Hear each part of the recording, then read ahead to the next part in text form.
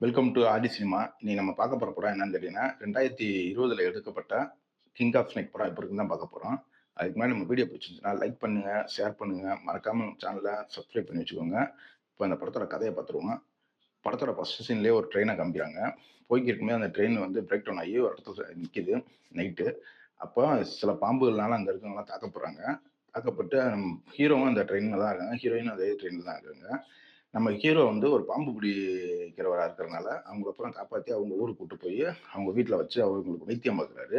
அப்பதான் ஹீரோயினோட அப்பாவும் அங்க தான் தஞ்சம் அடைஞ்சிருக்கான்றது தெரியுது.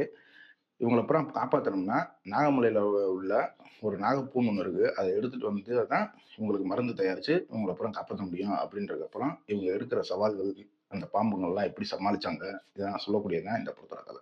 இப்ப இந்த படத்துல பாசிட்டிவ்னு பார்த்தோம்னா, தமிழ் டப்பிங் ரொம்ப அருமையா நீட்டா செஞ்சு பண்ணி குடுத்துருந்தாங்க. படத்துல பாம்புகள காமிச்ச விதங்கள் நெறைய இடத்துல நல்லா இருந்துச்சு.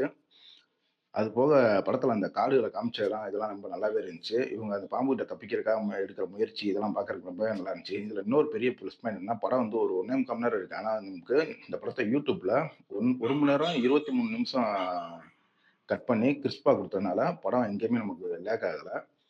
மொத்தத்துல இந்த படத்துல ஒரு மட்டமான கிராபிக்ஸ் இருக்கு. அத மட்டும் நீங்க சகிச்சுக்கிட்டீங்கன்னா, இத ஒன் டைம் பார்க்கறதுக்கு ஒரு ஒர்த்தான படம் தான். இப்ப இந்த படம் வந்து YouTubeல உங்களுக்கு தமிழ்லயே அவைலபிள்ல இருக்கு. பார்க்கணும்னா ட்ரை பண்ணி பாருங்க. இன்னொரு வீடியோல சந்திக்கலாம். Thank you friends.